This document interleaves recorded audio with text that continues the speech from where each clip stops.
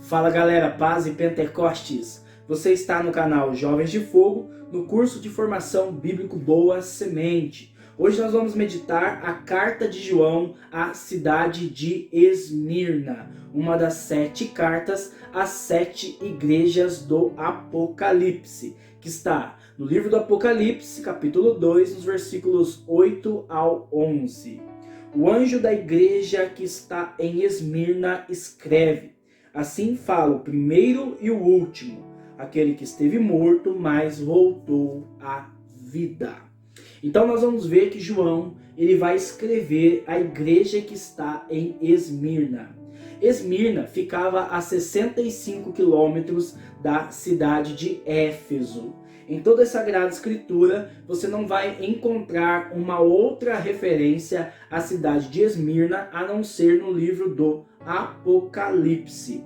Provavelmente, os cristãos que estavam na cidade de Esmirna foram impactados na cidade de Éfeso, quando Paulo realizou um grande ministério. E ao voltar para a cidade de Esmirna, ali fundaram uma pequena comunidade. Então o Senhor ele vai falar a esta comunidade. E assim ele fala no versículo 8. Assim fala o primeiro e o último, aquele que esteve morto, mas voltou à vida.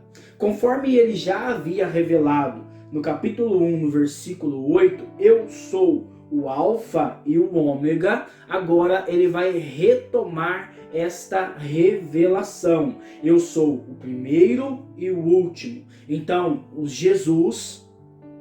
nosso Senhor Jesus, ele é o princípio de todas as coisas. E ele também é o fim para qual caminham todas as coisas. Então, ele responde o grande drama da nossa humanidade atual, da onde eu vim e para onde eu vou. Nós cristãos temos essa revelação. Nós viemos de Deus, que é o nosso Criador, e também nós vamos para Ele. O grande drama da humanidade está em relação à morte. Então, o homem, ele não consegue vencer a morte. E Jesus, ele venceu a morte. E ele vai se apresentar como um vencedor. Assim fala o primeiro e o último, aquele que esteve morto, e ele morreu na cruz por amor a nós, para a nossa salvação, mas a morte não pôde vencê-lo, porque ele voltou à vida. Jesus ressuscitou. E Jesus ressuscitado vai aparecer agora de forma gloriosa, com todo o seu esplendor, para falar à igreja de Esmirna.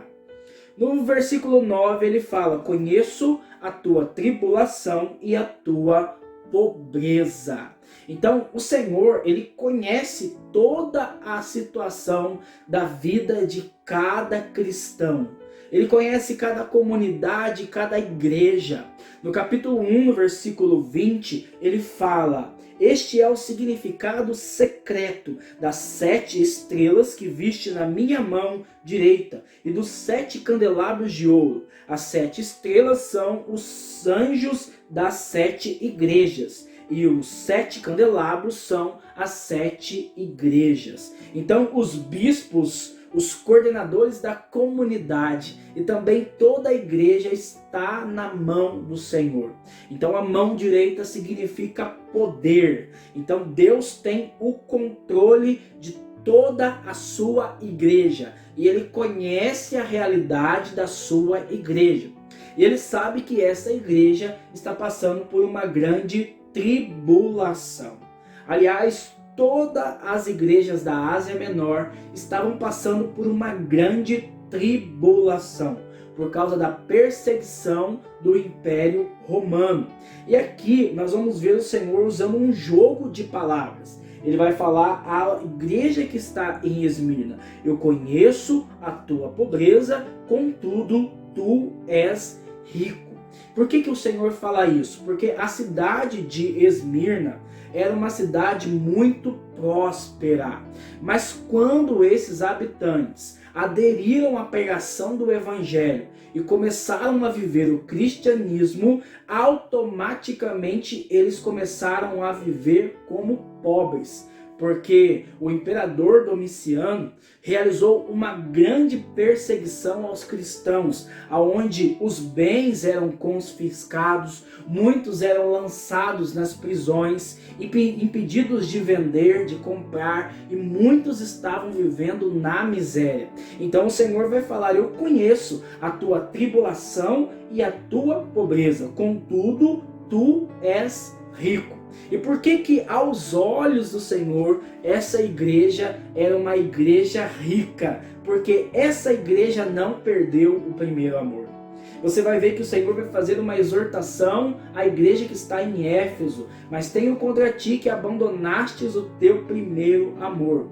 A igreja que estava em Esmirna, ela não havia perdido o primeiro amor. Tanto é que ela não recebe críticas. Ela recebe elogios e uma palavra de encorajamento. Então o Senhor vai falar: conheço a tua tribulação e a tua pobreza, contudo és rico. Conheço também a blasfêmia das partes dos que dizem judeus, mas na realidade não são judeus, e sim uma sinagoga de Satanás. Então, nesse tempo, muitos cristãos estavam voltando ao judaísmo, mas existiam algumas pessoas que, para não serem perseguidas, elas não estavam apenas querendo fazer os cristãos voltarem ao judaísmo, voltarem ao paganismo, mas elas estavam querendo fazer as pessoas abandonarem a fé no Senhor. Então, o Senhor vai revelar que dentro da sinagoga, a sinagoga é o lugar onde os judeus se reúnem para ouvir a palavra, existiam uma sinagoga de Satanás, de opositores à obra do Senhor. Então ele vai exortar essa igreja no versículo 10. Não tenhas medo dos sofrimentos que vai passar. Essa frase, não tenhas medo, aparece na Sagrada Escritura por 365 vezes. É Deus falando ao nosso coração: eu venci a morte, eu sou o primeiro, eu sou o último, eu sou aquele que estive morto, mas agora estou vivo. Eu conheço as tuas tribulações e a tua pobreza. Eu estou contigo, por isso não tenhas medo dos sofrimentos que vai passar. E ele fala: o diabo lançará algum dentre vós na prisão. Assim sereis colocados à prova. Terei uma tribulação de 10 dias, ser fiel até a morte, e eu te darei a coroa da vida.